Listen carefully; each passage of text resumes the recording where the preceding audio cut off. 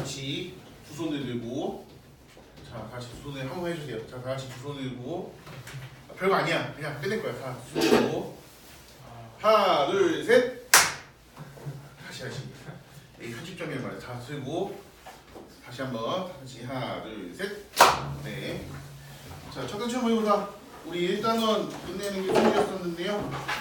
오늘은 진도 먼저 나가고 그 다음에 이제 채점하고 진행을 하도록 하겠습니다. 단어 시험은 끝나기 10분 전부터 외울 테니까 거기 참고하시면 좋을 것 같고요. 지금 강의를 2채널로 녹음하고 있어요. 그러니까 음성으로도 녹음하고 있고 뒤쪽에 있는 영상으로도 녹화하고 있으니까 녹화된 거는 제가 클립 잘라서 제 인스타 계정에다가 올려놓겠습니다. 그래서 참고하시면 좋고요. 음성 같은 경우에는 원하시면 제가 편집을 좀 해서 공유하는 방향으로 해서 수업을 좀 피드백을 받을 수 있는 방향으로 진행을 하도록 하겠습니다. 자, 우리가 지난 시간까지 1단원에서 어떤 것들을 주로 배웠습니까? 문장의 구조와 관련된 것들을 많이 배웠어요. 그렇죠? 그래서 수의 일치라든지 아니면 수동태라든지 아니면은 도치와 어순에 대해서 배웠다면 이제부터는 뭘 배울 거냐? 동사와 준동사에 관해서 배우게 됩니다. 여러분 동사 하면은 어떤 게 떠오릅니까? 동사. 우리가 평소에 다른 분사들에 대해서 굉장히 얘기를 많이 하는데 그에 반해서 동사에 대해서는 그냥 문장의 형식에 대해서 얘기할 때 빼고는 잘 얘기를 못 하는 것 같아요. 일반적으로 동사라고 하는 거는 우리가 어떻게 알면 되냐? 행동과 상태라고 알아주시면 됩니다. 동작과 상태라는 거죠. 내가 이렇게 걸어다니면서 말을 하는 거는 행동이죠. 그에 반해서 뭐 알고 있다, 모르고 있다, 뭐 기분이 좋다, 나쁘다 이런 것들은 상태라고 볼 수가 있는 거죠. 그래서 동사에는 동작 동사가 상태 동사가 있는데 이 상태 동사 같은 경우에 시제에서 진행형이 될 수가 없습니다. 진행형으로는 될 수가 없다. 상태나 소유를 나타내는 동사는 진행형이 될 수 없다라고 얘기를 합니다. 우리가 고등에 올라와서는 동사랑 어떤 것들을 주로 직결시키느냐, 같이 보느냐, 문장의 형식과 함께 보게 되죠. 이 형식부터 살펴보면 문장의 형식에서 여러분들이 이제 학교 다니면서 볼 수 있는 문장 형식은 이 5개의 문장 형식으로 이루어지게 됩니다. 이 형식 같은 경우에는 주어와 동사가, 이 형식 같은 경우에는 부어가, 3형식 같은 경우에는 목적어, 4형식에는 목적어가 2개, 5형식에는 목적어와 뭐가 이렇게 있게 되죠. 그러면 기준점이 뭐가 되느냐? 보어와 목적어에 따라서 달라지게 된다는 거예요. 보어가 없는 경우와 있는 경우가 있고 목적어가 없는 경우, 있는 경우, 그리고 2개인 경우가 발생하게 됩니다. 여러분 보어가 뭡니까? 보어라고 하는 게 어떤 거예요? 보어는 보충해주는 말이에요. 주어나 목적어의 부족한 성질을 보충해주는 게 바로 보어의 역할이죠. 그래서 보어는 보호자 같은 생각을 하면 돼요. 우리가 10시 넘어서 PC방에 있거나 찜질방에 있고 싶을 때 10시가 되면 조용히 나가라고 하잖아요. 그렇죠? 근데 내가 더 있고 싶어. 그런 경우에는 뭐 나를 보호해줄 보호자를 데려오면 되죠. 그렇죠? 뭐 형이 20살 넘었다고 형을 데려올 수도 있는 거고. 그럼 저 같은 경우에는 어떨까요? 제가 막 PC방에서 10시 넘는다고 막 나가라고 해요? 막 술 먹는데 막 신분증 검사를 해요? 요즘 안 하더라. 이 얼굴 옛날에는 했거든. 얼마 전에 홍대를 갔는데 민증검사 이렇게 하더라고요. 고맙다 그랬어요. 뭐 해줘서 고맙다고. 옆에 애들이 어려가지고 혹시나 하고 이렇게 했는데 요즘은 뭐 저보다 사는 아니죠. 네. 자, 혼자 말하고 혼자 씁쓸해하죠. 보호자 같은 역할을 해요. 그럼 나는 보호자가 없어도 뭐 술 마시고 아니면 뭐 찜질방에서 10시 이후에 있어도 아무도 나한테 뭐라고 하지 않잖아요. 그렇죠? 보충해줄 필요가 없는 거야. 왜? 나는 완전하기 때문에. 그래서 보어가 없는 동사를 완전 동사라고 불러요. 완전하다. 그러면 보어가 있어야 돼. 보충해주는 사람이 있어야 돼.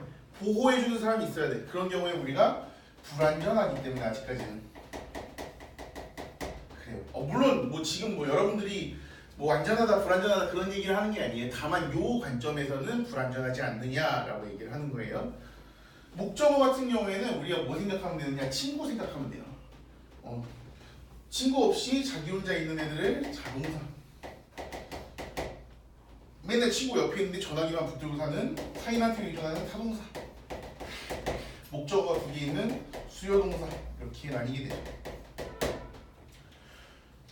앞에가 주어 부분이고요. 뒤가 서술어 부분이에요. 그럼 문장 형식을 결정짓는 가장 결정적인 것은 무엇이냐? 동사가 된다라는 거예요. 그래서 동사 이름 한번 쳐봅시다. 이 형식은 보어도 없고 목적어도 없어. 그래서 우리가 뭐라고 그러냐? 완전 자동사 이렇게 부르죠. 이 형식의 완전 자동사. 이 형식 같은 경우에 어떻습니까? 목적어는 없는데 뭐만 있다? 보어만 있죠. 그래서 불완전 자동사 이렇게 불러요. 불완전 자동사. 3형식 같은 경우에는 목적어만 있고 보어가 없죠. 보어가 없기 때문에 완전. 하지만 목적어가 있기 때문에 타동사. 4형식의 경우에는 목적어가 두 개인 수요동사. 5형식 같은 경우에는 불완전 타동사가 된다라는 겁니다. 그래서 기본적으로 동사는 행동과 상태를 나타내는 말이고 이제 고등에서는 문장의 형식과 같이 곁들여지기 때문에 참고해서 알아두시면 됩니다. 그래서 밑에 보면 문형에 따른 동사의 이해가 있습니다. 1형식부터 5형식까지가 나와 있는데요. 최고감입니다. 찾았습니다. 다행이네. 자, 1형식은 목적어나 보어의 뜻을 필요로 하지 않고 문장의 뜻을 완전하게 하는 동사라고 나와 있습니다. 이 형식에는 보니까 주어를 설명해주는 주격 보어가 있어야만 문장의 뜻이 완전해지는 동사다라고 얘기가 나오죠. 3형식이나 4형식을 보니까 목적어가 있어야 문장의 뜻이 완전해지는 동사라고 나오고 5형식은 목적어나 보어 모두 있어야만 문장의 뜻이 완전해지는 동사다라고 이렇게 얘기를 합니다. 자, 위쪽에 볼까요? 동사와 준동사의 차이점에 대해서 봅시다. 동사는 주어의 동작이나 상태를 나타내며 각각의 문장에는 주어나 동사가 반드시 하나씩은 있어야 됩니다. 그에 반해서 준동사 한번 봐보죠. 접속사나 관계사 없이 한 문장에 두 개의 동사가 있을 수 없고 반드시 하나는 준동사여야 합니다. 두 가지가 전부 다 중요한 것 같아요. 접속사 없이 문장에 동사가 두 개가 있어서는 안 되고 그리고 거기서 반드시 하나는 준동사여야 된다는 거. 준동사는 문장에서 주어나 목적어, 보어, 수식어구의 역할을 하게 됩니다. 고등에서 제 생각에 어려운 게 그러니까 난이도가 높고 이해가 어려운 게 한 세 가지 정도 있어요. 준동사, 관계사, 가정법 요 세 가지 파트가 사실은 조금 어렵다고 학생들이 많이 얘기를 해요. 근데 오히려 그런 것들은 기본 품사에 빗대서 보면 좋습니다. 명사 한번 보죠.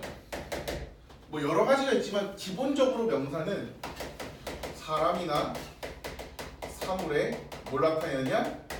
이름을 나타내죠. 그쵸, 뭐 추상적이든 물질이든 어쨌든지 간에 이름을 나타낸다는 말이에요. 그래서 문장 속에 하는 역할은 문장의 주인인 주어, 행위의 목적인 목적어, 그리고 주어나 목적어를 설명해주는 이 보어의 역할을 하게 됩니다. 형용사 같은 경우에는 어떨까요? 형용사. 형용사라는 건 뭡니까? 명사를 꾸며주는 명사 수식의 기능을 가지게겠죠. 그래서 주어나 목적어는 될 수 없지만 뭐가 될 수 있다? 보어가 될 수 있다라는 거예요. 부사 같은 경우에 어떻습니까? 다양한 의미를 꾸며주죠. 동사도 꾸며주고 형용사도 꾸며주고 같은 부사도 꾸며주고 문장 전체를 수식해주는 기능을 합니다. 근데 주어나 목적어를 설명해주기 위해서 명사를 수식할 수 있어야 되는데 여기 보니까 명사를 수식하는 게 있습니까? 명사 수식할 수 있다는 내용이 없어요. 그래서 뭐가 안 되느냐? 명사 수식이 안 되고 명사 수식이 안 되니까 보어가 될 수 없고 그렇기 때문에 부사는 어떻느냐? 문장의 성분 다시 말하면 주어, 동사, 목적어, 보어와 같은 성분이 될 수 없다라고 하는 거예요. 이 세 가지의 품사는 확실하게 알아두시는 게 좋습니다. 왜냐하면 어려운 개념들을 이 품사들에 빗대서 같이 설명을 들으면 도움이 많이 돼요. 간단하게 예를 들어보겠습니다. 우리가 이제 준동사라고 하는 걸 배우게 되죠. 기본적으로 준동사는 동사에서 파생되는 말들입니다. 그렇기 때문에 때로는 문장의 주어와 이 동작의 주체가 서로 다를 때 표시해주는 경우도 있고요. 얘가 되어진다라는 의미를 가질 때 수동의 의미를 가질 때도 있고 얘가 하고 있습니다라는 진행의 의미를 가질 때도 있고 그리고 하나 먼저 일어났습니다라는 시제를 나타내야 되는 경우도 있어요. 기본적으로 어떤 거냐면 동사에서 파생된 말이다 라고 생각하면 됩니다.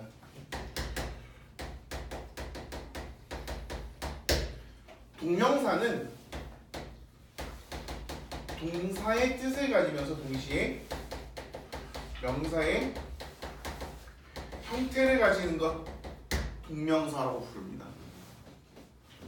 동명사는 그러면 어떤 개념만 알고 있으면 되겠느냐? 동사와 명사의 기능만을 알고 있으면 된다라는 거예요. 어렵게 생각하지 말자는 거죠. 그래서 동명사 앞에는 명사를 필요로 하는 것들이 옵니다. 예를 들면 어떤 게 있을까요? 뭐 동사라든지 아니면 전치사라든지 뒷부분에 명사를 필요로 하는 것들이 오게 되는 겁니다. 부정사 같은 경우는 어떨까요? 이 부정이 아니다라는 부정의 네거티브가 아니고요. 예를 들어서 3인칭 단수일 때는 더즈를, 과거일 때는 did를 맞춰서 써줘야 되잖아요. 그렇죠? 그런데 부정사라고 하는 건 뭐냐면 요 틀에 정해져 있지 않다라는 뜻이에요. 실제로 부정사의 영어 표현이 infinitive스라는 말은 뭐냐면 시제가 없음이라는 뜻이에요. 내가 굳이 붙여주지 않아도 된다라는 거죠. 이 부정사는 항상 to 다음에 뭐만 나오면 되는 거예요? 동사의 원형만 나와주면 되는 거예요. 그래서 부정사는 우리가 알기로 세 가지의 쓰임으로 쓰이죠. 명사처럼 쓰일 때가 있고, 형용사처럼 쓰일 때가 있고, 또 부사처럼 쓸 때가 있습니다. 나중에 준동사 파트 할 때 좀 더 자세히 보겠지만 어쨌든지 간에 동사의 의미를 가지면서 형태가 달라지는 거예요. 명사니까 당연히 주어, 목적어, 보어 역할을 하겠죠. 형용사니까 명사를 꾸며주겠죠. 근데 생각해보세요. to 다음에 동사만 붙어도 벌써 두 단어죠.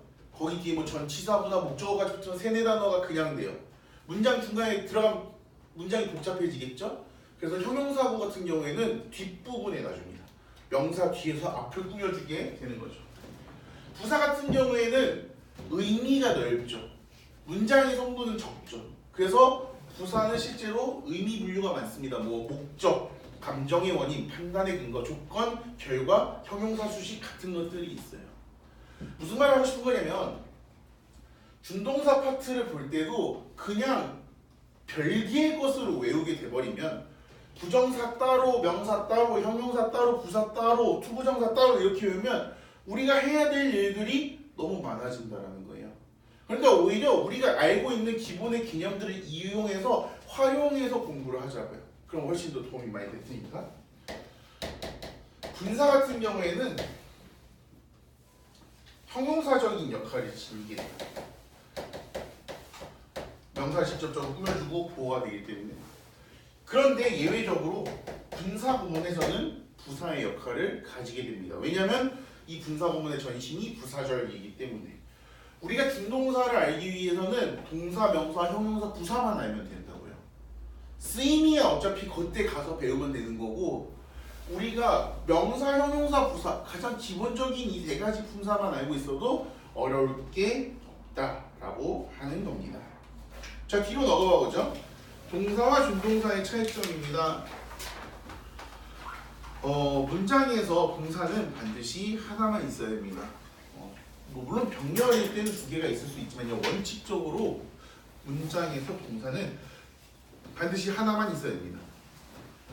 48쪽에 나와 있죠. 두 번째, 접속사가 관계사 없이 동사 두 개 이상이면 이 문장의 본동사를 제외한 나머지는 적절한 준동사로 바꿔 써줘야 된다라는 겁니다. 동사가 있어야 된다. 우리 어제 모의고사 어법 문제 풀면서 그런 얘기를 했었죠. 제가 동사가 있어야 된다. 동사가 있어야 될 자리에 준동사가 동사인 척하고 앉아있기 때문에 우리가 헷갈리게 된다라는 거예요. 기본적으로 원칙은 반드시 문장 하나에는 동사 하나가 있어야 된다라는 겁니다. 자, 보호 자리에는 형용사 나오죠. 형용사는 기본적인 품사 성격이에요.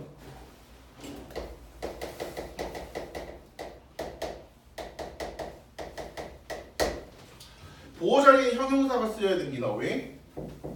명사를 꾸며줄 수 있기 때문에 그래요. 예문을 보죠. I'm the youngest child and thus less aggressively가 아니라 aggressive가 되는 거죠. 비동사의 보호가 되기 때문에. 그래서 어제 했던 얘기가 연결이 되는데 자연스럽게 as 원급 비교해서 형용사냐 부사냐를 가릴 때 앞문장이 비동사나 보어를 필요로 하는 동사라면 형용사를, 문장이 완전하면 부사를 써줘야 된다고 했던 게 바로 이런 이유입니다. 부사는 문장 성분에 포함이 안 되기 때문에 동사구를 수식해주거나 형용사를 수식해줄 수는 있죠. 하지만 보어가 될 수 없다는 거 알아두시면 좋습니다. 주격 보어 목적격 자리에 부사를 쓰지 않도록 조심해야 됩니다. 주격 보어로 형용사를 취하는 동사가 있는데요. 뭐뭐이다라는 비동사, 뭐뭐인 채로 있다라는 remain, stay라는 동사가 있죠. 거기에 하나만 더 써놓으세요. 이걸 좀 쓰시죠. keep도 똑같이 쓰여요. 근데 여기 빠졌네요. keep이란 동사도 역시 마찬가지로 상태 동사가 됩니다. 상태 변화의 동사로 become, grow, go, turn, come, get 이런 동사들이 있습니다. 뭐뭐인 것 같아 seem, appear가 나오는데 appear가 뒤에 형용사가 나와요. 근데 원래 appear는 알아도 돼요. 그냥 원래는 이런 거죠. 원래 to be가 있는 거예요. 근데 그냥 하도 잘 쓰니까 생략을 시켜서 마치 주격 보어처럼 보이게 되는 거예요. 원칙은 그래서 seem도 마찬가지죠. seem도 be가 나오는데 그냥 생략을 시켜버린다라는 겁니다. 목적격 보어로 형용사를 취하는 동사가 나와 있습니다. consider, keep, make, find, leave, think가 있는데요.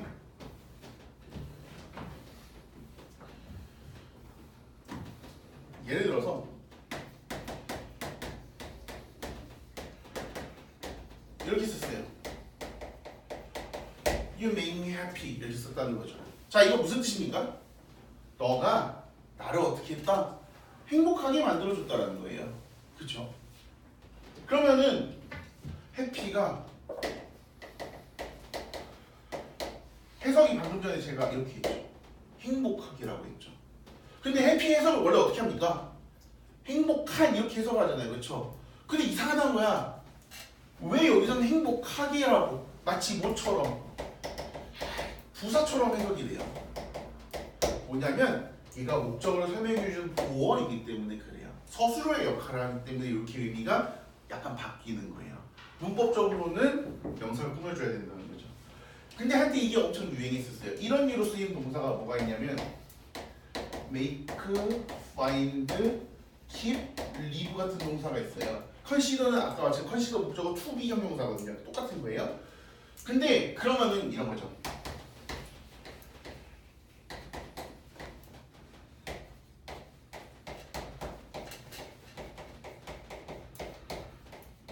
여기서 이제 뭘 골라야 되냐라는 거죠. 내가 로봇을 행복하게 만들었어 이렇게 얘기해요. 물론 이제 로봇이 뭐 감정을 느끼게 되는 뭐 AI가 있는 날에는 중의적인 의미로 쓰이겠지만 아직까지는 뭐예요? 로봇을 행복하게 만들었다는 건 로봇의 상태를 행복하게 해준 겁니까 이게? 로봇이 행복해진 거예요? 아니죠. 어떻게 된 겁니까? 내가 로봇을 만드는 행동이 행복해진 거죠. 그러면 이 뒷부분에 나온 말은 로봇을 꾸며주는 거니까 아니면 made the 로봇의 동사구를 꾸며주는 겁니까? 당연히 만드는 행위 자체를 꾸며주게 되는 거죠. 그럴 때 우리가 어떤 걸 쓰느냐? 부사를 써준다라는 거예요. 그래서 이 둘이 똑같이 행복하게라고 해석이 돼요. 문장 해석할 때. 그래서 어떤 차이점이 있느냐? 이 단어가 하는 역할이라고 하는 겁니다. 역할. 이 자리에서 어떤 역할을 하느냐? 얘는 위의 문장에서의 happy는 me라고 하는 목적어를 설명해주기 때문에 목적 보호가 돼야 되니까 형용사가 쓰이는 거예요. 그에 반해 밑에 있는 애는 made a robot이라고 하는 동사구를 꾸며줘야 되기 때문에 부사가 되는 겁니다. 역할적인 차이가 중요하다라는 거예요. 근데 우리는 자꾸 행복하게 그러니까 부사를 고르려고 하는 경향이 많아요. 뒤에 만약에 이렇게 고르는 게 등장하거나 아니면 밑준형 어법에서 얘가 이렇게 등장을 한다? 자꾸만 눈이 가요. 눈이 간다고. 그렇기 때문에 절대 당황하지 마시고 포인트는 뭐냐? 역할이라고 하는 거예요. 역할. 형용사가 쓰여야 될 자리, 부사가 쓰여야 될 자리 바로 그 역할이 중요하다라는 겁니다. 실제로 이걸 많이 헷갈려 해요. 감각동사나 이러한 오형식 동사에서 많이 헷갈려 합니다. 자, 뒤쪽으로 넘어갑시다. 50쪽. 동사에 따라서 목적격 보어는 달라집니다. 목적격 보어에 대해서 잠깐 설명하는 시간을 가질게요.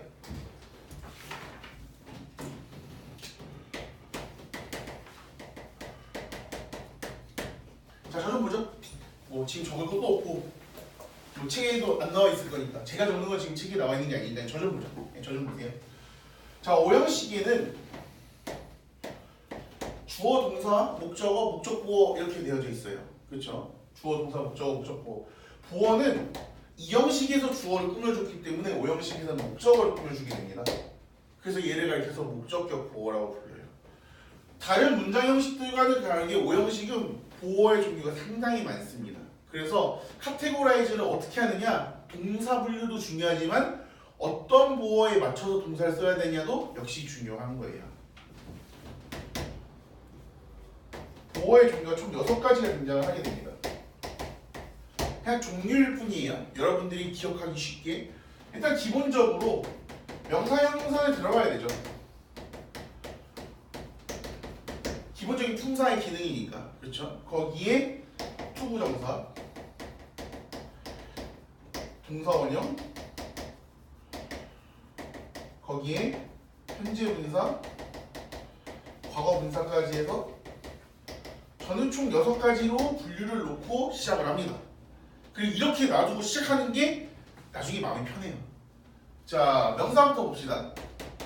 명사를 목적격 보어로 하는 경우 예를 들면 가장 쉬운 게 이긴 거예요.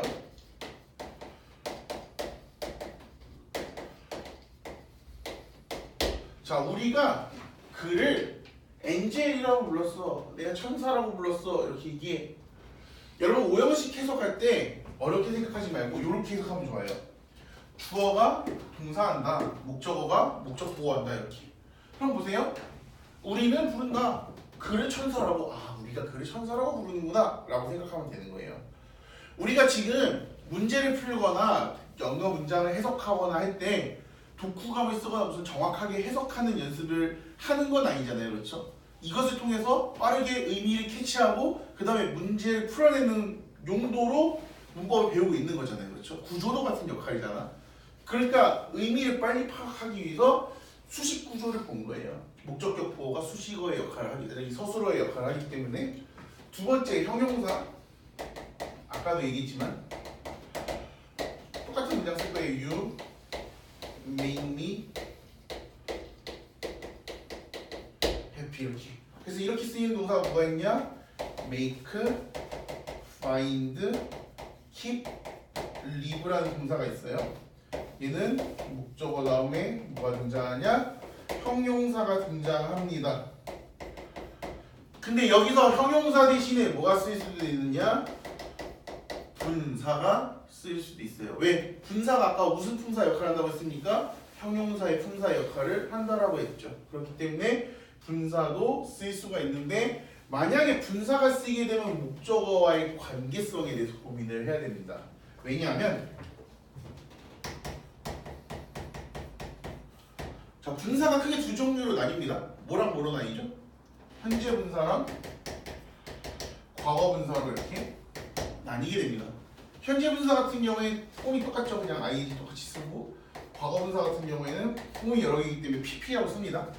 실제 pp가 과거 분사, past participle 약자예요. 자, 그럼 현재 분사는 어떤 기능을 가지느냐?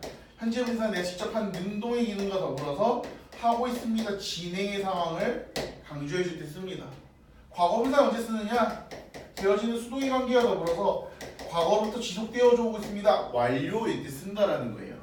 근데 의미를 수식해주는 형용사의 기능에서는 능동과 수동의 의미로 나뉘게 됩니다. 물론 능동에서 하는 중이다 라고 하긴 하지만요.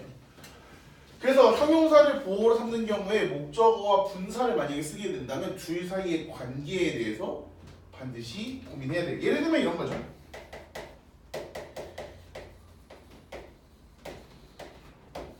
내가 예를 들어서 이렇게 썼어요. satisfy는 누구누구를 만족시키다라는 뜻이에요. 감정동사죠. 그러면 나는 지금 누구를 만족시키고 있습니까? 아니면 내가 만족을 한 겁니까? 내가 만족을 하는 거죠. 그래서 satisfied를 골라주는 거예요. 이런 식으로 분사를 쓸 때는 목적어와의 관계성을 반드시 고려해야 됩니다. 그 다음 목적격 보어를 동사 원형, 현재 분사, 과거 분사 삼는 것들에 대해서 살펴보도록 하겠습니다. 첫 번째, 사역동사. 사역동사는 의미가 누가 하도록 하다 이런 거죠. 그래서 원래 사역동사는 make, have, let 이렇게 있습니다. 선생님 알파벳 순서가 아닌데 왜 이렇게 쓰나요? make가 제일 강하고요, let이 제일 약해요. 자, 목적어가 등장을 하죠. 목적어가 내가 직접 하는 능동의 주체인 경우에는 목적어를 설명해주는 목적격 보어로 뭐가 등장하냐? 동사의 원형이 등장하게 됩니다. 예를 들면 이런 거죠. 그가 이미 클린더룸. 나는 직접 하는 거잖아요. 내가 무슨 뭐 줄다녀가지고 이렇게 하는 거 아니잖아, 그렇지? 그래서 그가 나를 방을 청소하도록 만들었다 라고 하는 거예요. 방을 청소하도록 만들었다. 그런데 얘가 되어지는 수동의 관계에서는 목적어를 설명해주는 목적보어로 뭐가 등장하느냐? 과거 분사가 오게 됩니다.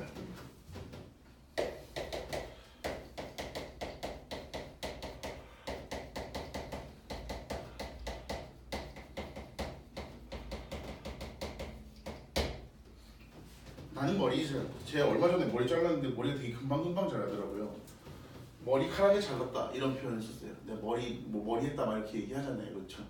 원래 어떻게 써요? 우리가 되게 쉽게 쓰면 이렇게 쓰지 않나요? 나 머리 잘랐어 이렇게 얘기해요, 그렇죠? 근데 이거는 틀린 표현까지는 아닌데 약간 잘못된 표현이에요. 앞머리가 아니고서는. 왜냐하면 이거 뭐냐면 내가 직접 내 머리 잘랐을 때 I cut my hair 이렇게 하는 거예요. 뒷머리도 옆머리도 내가 거울 보면서 막 이렇게 잘랐을 때. 일반적으로 근데 제가 여러분들한테 얘들아 선생님 머리 잘랐어 라고 하면은 제가 자른 거예요. 일반적으로 제가 머리 잘랐어 이렇게 얘기했을 때 일반적으로 뭐예요? 미용실에서 머리 자른 거 얘기하는 거 아닌가요? 그렇죠? 그럼 미용실에서 머리 잘랐을 때 어떻게 얘기하느냐? 이렇게 얘기를 해요. 이렇게 얘기하면 I cut my hair cut. I had my hair cut. 여기서 cut은 과거 분사예요. 나 머리 잘랐어. 근데 머리 자른 게 어떻게 된 거냐? 다른 분에 의해서 잘려지게 했어. 일반적으로 미용실에 있는 선생님한테 부탁을 한 거죠. 그렇죠? 이렇게 있어요. 둘 사이의 관계가 어떻습니까? 내 머리가 자기가 스스로 뭐 무슨 도롱뇽 꼬리처럼 이렇게 도마뱀 꼬리인가요? 도마뱀 꼬리처럼 이렇게 툭 자르고 그게 아니라 누가 내 머리 잘라주는 거잖아요. 그렇죠? 그렇기 때문에 과거 분사를 쓰는 거예요. 청소는 내가 직접 하는 거니까 동사 원형을 사용해 주는 거고. 자, 그다음 두 번째. 지각 동사에서 동사 원형이나 현재 분사나 과거 분사의 목적격 보어를 사용합니다. 지각 동사의 지자가 무슨 지자였죠? 아예 지자예요. 그래서 내가 이것을 통해서 뭔가 알게 되는 경우에 지각 동사를 사용합니다. 대표적으로 see, watch, feel, hear, 뭐 listen to 같은 동사들이 있죠. 똑같아요. 수식 구조는 목적어가 있고 목적어가 직접 하는 능동인 경우에는 동사 원형을 되어지는 수동의 관계에서는 과거 분사를 사용합니다. 그런데 이때 능동이면서 진행의 상황을 강조해 줄 때는 현재 분사를 이렇게 사용을 해줍니다. 예를 들어보죠.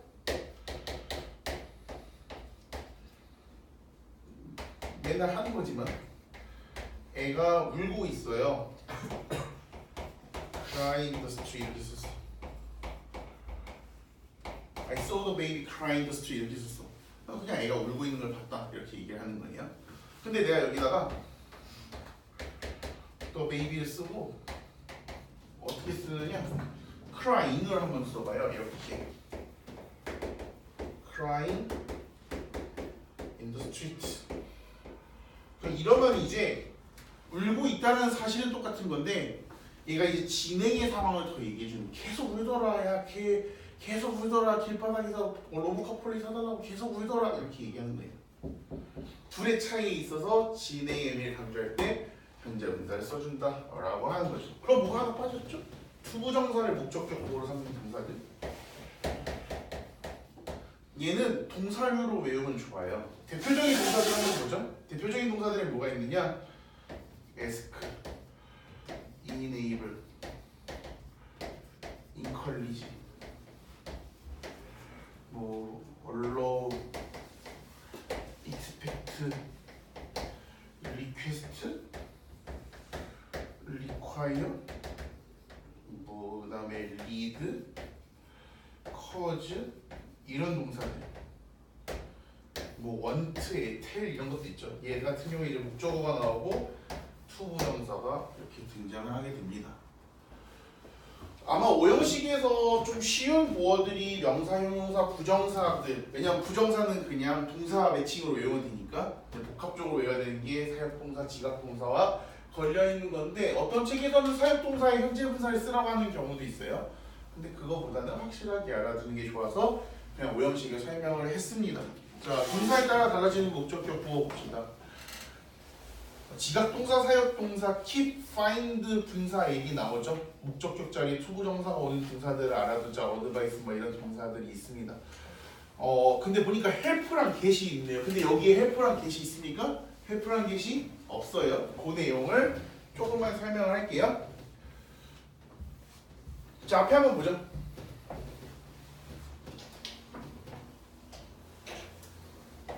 자, 언어에는 형태와 의미가 있어요. 형식과 의미가 있습니다. 우리가 대표적으로 배웠던 거 의미상의 주어를 한번 생각을 해보죠. 그냥 주어가 아니라 의미상의 주어예요. 의미상으로만 주어다라는 거죠. 말을 바꿔서 생각하면 의미상의 주어다라고 하는 게. 그러면 형식상으로는 주어가 될 수 없는 거야. 자, 여러분 주어가 될 수 있는 품사는 딱 하나밖에 없어요. 어떤 것만 될 수 있습니까? 명사밖에 안 돼요. 그렇죠? 근데 부정사의 의미상의 주어는 어떻게 시작합니까? for나 of로 시작을 하게 되죠. for 플러스 목적격, of 플러스 목적격으로 시작을 하게 된다는 거예요. 그래서 이 사역동사에도 형식상의 준사역동사가 있고요.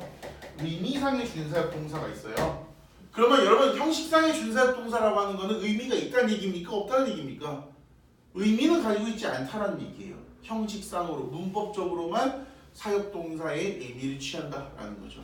의미상의 준사역동사는 어떨까요?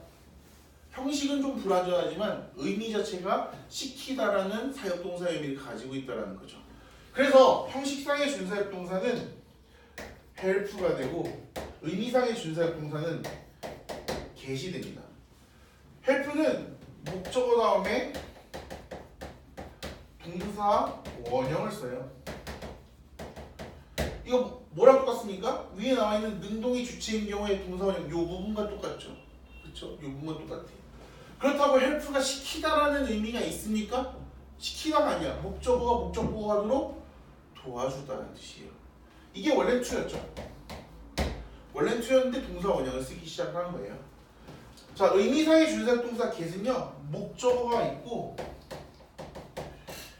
되어지는 수동의 관계에서는 목적어를 사용해준 목적보호로 과거 분사를 써요. 근데 내가 직접 하는 능동의 주체인 경우에는 원래는 뭘 써야 돼요? 원래는 동사의 원형을 써야 됩니다. 그렇죠? 근데 이 경우에는 뭘 쓰느냐? 부정사를 써요. 이렇게 투부정사 이렇게 씁니다. 그래서 하나씩 부족해요. 사역동사는 아닌데 사역동사만큼의 기능을 한다. 그래서 얘들을 뭐라고 부르느냐? 준사역동사라고 부르게 됩니다. 여러분들이 나중에 올라가서 준사역동사라고 듣게 되면 이걸 생각해 주시면 돼요. help가 형식상의 준사역동사이기 때문에 혹은 get은 의미상의 준사역동사이기 때문에 라고 누군가가 여러분들한테 얘기를 한다면 이 부분을 생각해 주시면 되는 거예요. 아, 사역동사의 형식적인 부분이 닮았구나, 의미적인 부분이 닮았구나 라는 걸 우리가 알 수가 있습니다. 그래서 거기에 help랑 get이 등장을 하는 겁니다. 사역동사적인 기능을 하기 때문에 목적어와의 관계가 수동일 때 항상 과거 분사를 이렇게 써요. 그래서 이 부분에서 형용사 분사가 나왔을 때 관계성에 대해서 얘기한 게 ing도 되지만 pp도 된다라고 하는 게 능동이냐 수동이냐의 관계에 따라서 달라진다라는 겁니다. 뭐 그 예문 한번 보자. I watched smoke rise from the roof of an apartment building 이렇게 나와 있죠. 보는 거죠. 근데 rising이니까 여기 rising을 써도 무관하다. 그렇죠. 그 다음에 you should have missing files recorded in case things go wrong. 거기 case 뒤에 대시 생략된 겁니다. in case 때 만약 뭐뭐 하는 경우라면 if의 동의어로 쓰여요. 역시 뭐이 응용이죠. She found her sister crying in the bedroom when she came home 이렇게 나와 있습니다. 여기 cry 쓰면 안 되나요? 됩니다. 된다고요? 그러니까 그 차이점에 대해서 어감의 차이점에 대해서 우리가 알아주시는 게 좋습니다. 그 다음 동사의 반복을 피하는 do에 대해서 나와 있습니다. 옆에다 적어놓죠? 딱 세 글자만 적어놓으시면 됩니다. 뭐? 대동사. 대동사. 요거 좀 적어주세요. 대동사. 대동사라고 적어주시죠. 자, 잠시만요. 핸드폰 좀 주세요. 원래는 내 거를 찍는데 제 거가 녹화 중이라.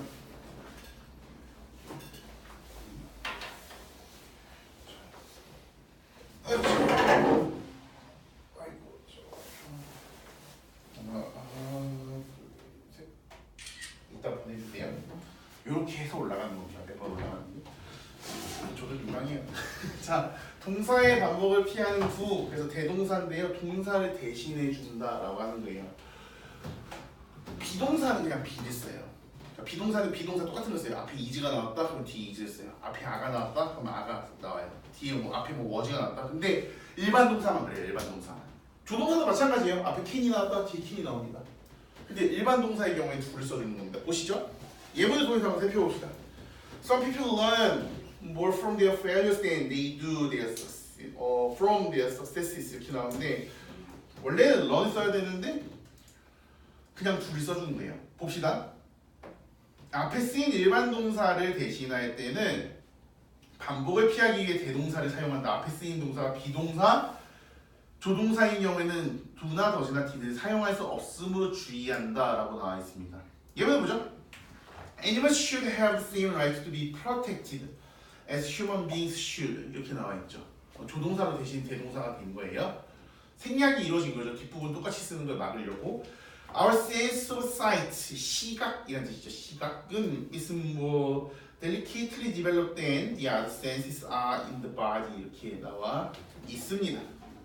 자, 뒤쪽으로 넘어가 보죠. 빈칸에 채우면 촘촘 문법 한번 봅시다.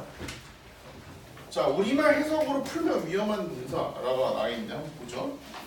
첫 번째, 자동사로 착각하기 쉬운 타동사. 이 파트는 상당히 중요해요. 왜냐하면 어법상 판단 문제에서도 그렇고 좀 장기적으로 보면 여러분들이 대학교 때 컴포지션 할 때 드래프트 했을 때 가장 많이 하는 실수가 그거예요. 자타동사 구분을 못하거든요. 이게 나중에는 고등에서는 어디까지 영향을 미쳐지냐면 수동태를 만들 수 있느냐 없느냐의 관계성에서 무너지게 되는 거고요. 대학을 가면은 이걸 가지고 작문을 할 때 헷갈리게 돼요. 기본적인 거예요. 여기 나와 있는 거. 그렇게 알아두시면 좋습니다.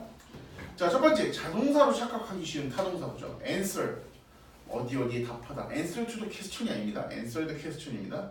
그 다음 approach, 물으면 뜻을 적어두시 접근하다는 뜻이죠. 다가가다, 접근하다. 그래서 approach the bus stop이 아니라 approach to the bus stop이 아니라 approach the bus stop 이렇게 되는 거죠. attend the meeting입니다. attend.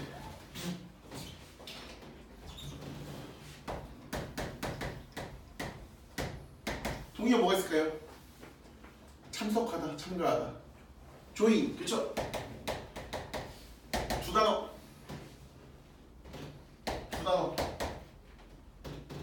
participate in. 좁네.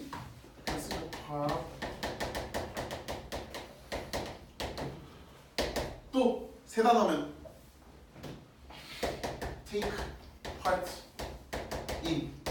단어는 다시 어텐드 이렇게 어디 어디 참석하다라는 뜻입니다. 좀 쉬운 데는 조인이 많이 나오고요. 좀 격식 있는 문체에서는 어텐드가 많이 등장하게 됩니다. 그때 달라요. 다 동료니까 알아두시죠. 그 다음에 discuss the topic인데 이거는 뭐뭐를 토론하다예요. 누구와 토론할 때 with가 붙습니다. 그 다음 enter the room입니다. 제발 enter the room입니다. 이건 진짜 많이 헷갈리는 것 같아요. enter the room입니다. enter into the room이 아니에요. leave 서울입니다. 서울을 떠나다예요. 서울로부터 떠나다가 아니라 서울을 떠나다. 얘는 그나마 많이 주는 게 그 노래 제목이 있잖아요. 이게 이렇게 알아주세요. 노래 제목 있잖아요. 그렇죠? 요 노래 제목 이게 왜 헷갈리냐면 marry with가 왜 쓰냐면은 이것 때문에 그래요. get married with, get married to 때문에 그런데 marry 자체가 누구누구와 결혼하자라는 뜻이에요. 그래서 marry me 하면 나랑 결혼하자 이 뜻이에요. 명령문이잖아, 그렇지? 그러니까 그 노래 제목 덕분에 그나마 마치 그런 거죠. 여러분 subscribe 무슨 뜻입니까? 무슨 뜻이에요 이거? subscribe 구독이라는 뜻이죠. 애들이 이거 얘기는 옛날에 되게 몰랐어요. 요즘은 되게 잘 알아요. 왜일까요? 유머 모시기 때문에 잘 알죠. 유튜브 보면 항상 이 버튼 있잖아요. subscribe 버튼이. 그래서 요즘은 subscribe 하면 구독하다 정도는 알더라고요. 그 다음에 리치는 어디 닿다라는 뜻이에요. 리치 약간 이런 거예요. 손끝으로 이렇게 닿는 거. 여기 이제 리치라고 부르는데요. resemble 닮다. 요 동의 혹시 아세요? 의외로 되게 쉬운 거. 두 단어예요. 이거 되게 많이 써요. 정말 엄청 쉬워요. 너 아빠랑 닮았어, 너 엄마랑 닮았어, 뭐 너 누구 닮았어 이렇게 하잖아요. look like. 되게 쉬워요. look like. 야, 너 네 아버지처럼 보인다. 이제 네 어머니처럼 보인다. 너 누구 닮았다 할 때 look like. 자, 사형식으로 생각하기 쉬운 동사 explain, 뭐 introduce 이렇게 나와 있는데 그거는 넘어갈게요. say는 사실은 넘어갈게요. 자동사 플러스 전치사 사기꾼들이죠. apologize to, graduate from. 자, apologize는 사과하다는 뜻이죠. graduate는 졸업하다. object는 반대하다. complain은 뭐라고 불평하다. hope는 희망하다. talk는 말하다.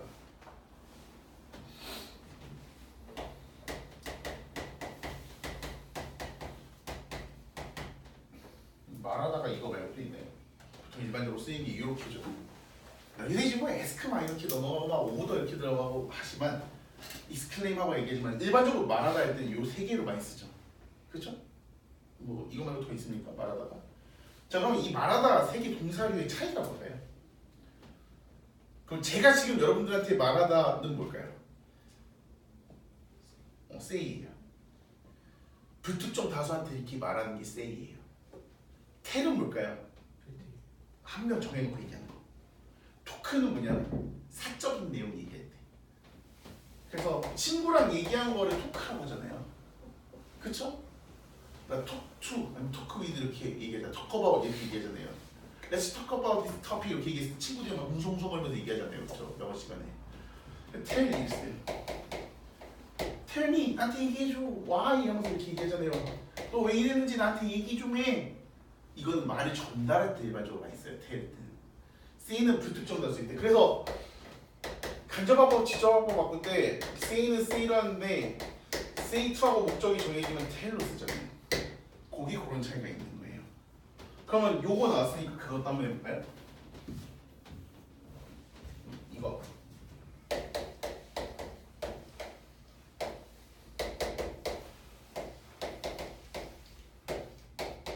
이 정도면 되겠지.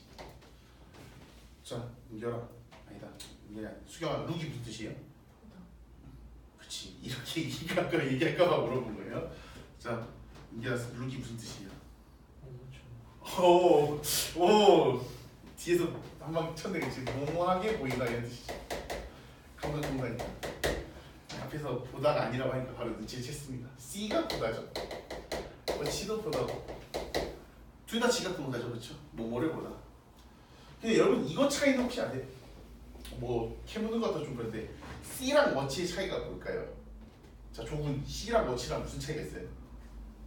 뭐 대충 감이라도 좋으니까. C랑 워치랑 뭐가 차이가 있을까? 자, 다마 무슨 차이가 있을까? 막 어떤 경우에 C를 쓰고 사실 영어 문장들을 이렇게 보면 어때요? 어떤 경우에 C를 쓰는데 어떤 경우에는 워치를 쓰잖아요, 그렇죠? 그게 차이점이 좀 있어요. 야, 수경 어떻게? C랑 워치랑 뭐가 다를까? 뭐 정답이 지금 막 있는 건 아니니까. 자, 박분 뭐가 차이가 있을까요? C는 멍 때리면서 보는 거고 워치는 TV 보듯이 보는 아니죠. 아니에요. 자, 뭐나 뭔 차이가 있을까요? C랑 워치랑. 뭐 정답은 없어요. 지금 여러분들이 얘기하는 게. C랑 워치랑 뭐 차이가 있을까요? 자, 워치는 또 이거 보다면 또 무슨 뜻도 있어요? 뭐 시계라는 뜻도 있죠. 거기 약간 힌트가 될 것 같아요. 은결아, 뭐 차이가 있을까? C랑 워치랑. 뭐 편하게 얘기하면 돼. 정답이 있는 거 아니니까. 은결아, C는 언제 쓰는 것 같아? 워치는 언제 쓰는 것 같아? 그 방금 내가 한 말이잖아. 자, 유경 언제? C는 언제일까? 워치는 언제일까? C는 언제고? C가 보다는 건 알지? C는요 상태를 보는 거예요. 전반적인 상황. 그래서 워치는 뭐냐면 뭔가 진행 중인 걸 볼 때 워치라고 해요. 영화를 볼 때 C를 써요, 워치를 써요? 일반적으로 워치를 많이 쓰죠. 근데 내가 영화 보러 간다 할 때는 See the movie를 쓰죠. 영화관 가서 영화 볼 때 C예요. 근데 내가 어떤 영화를 봤을 때 C를 써요, 워치를 써요? 일반적으로 워치를 좀 더 많이 쓰죠, 그렇죠? 우리가 TV를 보러 갔을 때 되게 웃긴 거예요. 그러니까 이게 전형적인 콩글리시가 되는 건데 TV에서 심슨이 해요, 예를 들어서. 근데 내가 심슨을 봤다고 해요. 근데 내가 아이스 오버 심슨 하면 무슨 일이 생기는 거냐면 바깥 세상에서 심슨이 이렇게 서 있는 걸 본 거예요. 그런 거예요. 근데 내가 I watch the 심슨 이러면은 TV에서 하는 심슨을 보게 된 거예요. 내가 I watch the TV 이러면은 TV를 본 거예요. 근데 I saw TV 하면 TV를 본 거예요. TV가 네모나고 색깔이 어떻고 크기는 얼마나고 뭐 두께는 얼마나고 이럴 때 C를 쓰는 거예요. 워치는 그 안에 있는 TV 프로그램을 볼 때 워치라는 표현을 쓰고요. C는 그 전체적인 상황을 볼 때 C라는 말을 많이 쓰는 거예요. 그러니까 나중에 말 쓸 때 I saw her 이렇게 써야지 I watched her 이러면 되게 이상해진답니다. 계속 움직이는 걸 계속 이렇게 관찰하고 있는 거거든요. I watched him 이랬어요. 그럼 내가 뒤에 숨어가지고 CCTV로 얘가 움직이는 걸 이렇게 보았을 때 그럴 때 watched him을 쓰는 거예요. 그러니까 동사 잘못 쓰면 안 되겠죠? 스테어는 뭘까요? 일반적으로 스테어 뒤에 s 쓰죠. 이런 말 혹시 아시나요? 응시하다. 다른 말로 지그시 바라보다. 여기서 지그시 이렇게 보는 거죠. 어떻게 하나 그렇죠? 혹시 글랜스는 무슨 뜻인지 아시나요? 이건 알아두시면 좋아요. 나중에 되게 이상한 질문에서 한 번씩 나오거든요. 잘 안 쓰이는데 글랜스는요 힐끗보다 이런 뜻이에요. 그러다가 이런 거 있잖아요. 그러다가 이렇게 한 번씩 보는 거 이게 글랜스예요, 실제로. 보다라는 표현도 어때요? 굉장히 많은 표현들이 있죠. 이게 나중에 모의고사 나왔는데 심경 분위기 문제에서 내가 좋아하는 사람이 생겼는데 네가 그를 힐끗 봤다 근데 힐끗을 몰라가지고 못 고르면 되게 너무 억울할 거 아니에요, 그렇죠? 이 정도는 알아두시면 좋지 않을까 그렇게 생각입니다. 자, 그다음 가목적어를 취하는 동사 봅시다. make, find, consider, believe와 같은 동사가 오형식의 문장의 구조일 때 목적어 부정사고 혹은 대절인 경우에 목적어 자리에 가목적어를 두고 원래 목적어인 부정사나 대절은 뒤로 보낸다라는 거예요. She made it possible that her students can concentrate on their preparation for final exam 이렇게 나와 있죠. 그녀의 학생들이 마지막 시험 기말고사를 준비하는 데 집중할 수 있도록 해준다라는 거죠. People who have depression find it easy to interpret large images or scenes but struggle to discover the difference in detail 이렇게 나와 있는데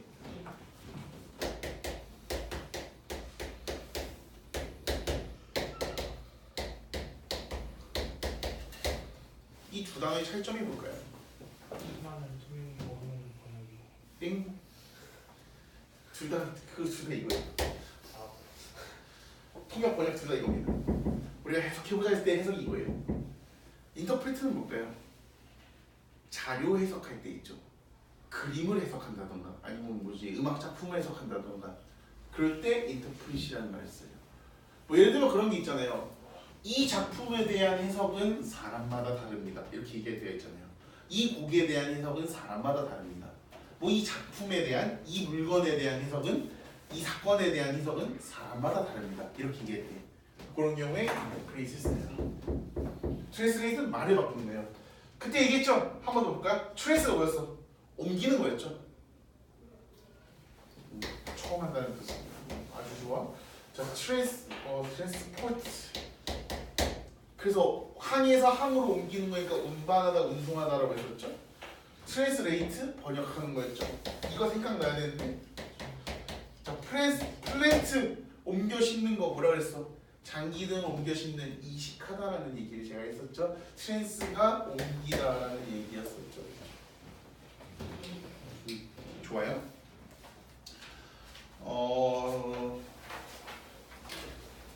네 그렇습니다. 자 뒷부분 잠깐만 보고서 이제 문제 푸는 시간 가질게요. 자, 부정사와 동명사에 대해서 얘기가 나옵니다. 우리 57쪽 잠깐만 볼게요. 프리뷰 먼저 하겠습니다. 내용이 복잡하니까 프리뷰 간단하게 하고 그 다음에 넘어가죠. 부정사와 동명사는 다양한 역할을 한다라고 나와 있습니다. 그래서 명사적인 용법으로 쓰일 때, 형용사적 용법으로 쓰일 때, 부사적 용법으로 쓰일 때에 부정사가 있습니다. 우리가 아까 살펴봤듯이 명사는 문법적인 요소가 강하기 때문에 분류를 주어, 목적어, 보어로 하게 됩니다. 그에 반해서 부사는 의미가 강하기 때문에 목적, 감정의 원인, 판단의 근거, 결과 같은 의미의 분류로 나누게 됩니다. 형용사 같은 경우에 명사, 수식과 보어 둘 다 형용사의 본질적인 기능이죠.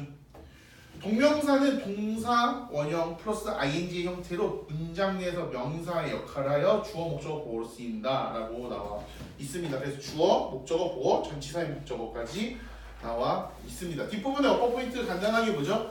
동사의 목적어가 부정사인 경우와 동명사인 경우에 나와 있죠. 그 다음에 동사의 목적어가 부정사, 동명사의 구분에서 의미 차이가 있는 것들이 나오게 됩니다. 거기만 밑줄쳐 주시죠. 당부장 표시 나와 있는 거. 수속 투부정사의 부정사는 목적어가 아니라 목적을 뜻하는 부사적인 용법이다라고 맨 마지막 표 밑에 나와 있는 거 그 부분만 밑줄치겠습니다. 스톱 투부정사의 투부정사는 스톱의 목적어가 아니라 목적을 뜻하는 부사적인 용법이다라고 나와 있습니다. 이건 되게 얼마 없죠? 뒤쪽으로 촘촘문법 가서요. 촘촘문법 가서 3번에 1번에 별표 치겠습니다. 다음 시간에 설명할 때 왜인지 설명해 드릴게요. 그 다음에 그 다음에 거기다 표시할게요. 부정사의 밑에서 그 두 개만 표시할게요. be about to, be supposed to 거기만 표시할게요. be about to, be supposed to 여기만 표시할게요. 그 다음 분사 표현에 나오겠지만 동명사 파트에서 하나만 얘기하자면 동명사는 목적입니다. 뭔 소리냐?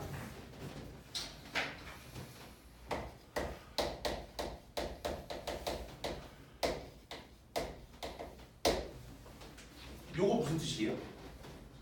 자고 있는 아기란 뜻이죠. 자고 있는 아기란 뜻이죠. 얘는 형용사죠. 그렇죠? 명사 구조 중에 형용사적인 목적이에요.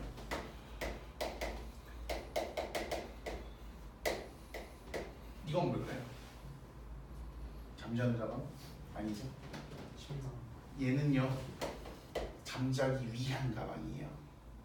그래서 중간에 동명사가 들어가게 되면 목적성을 띠게 돼요. 침낭이지.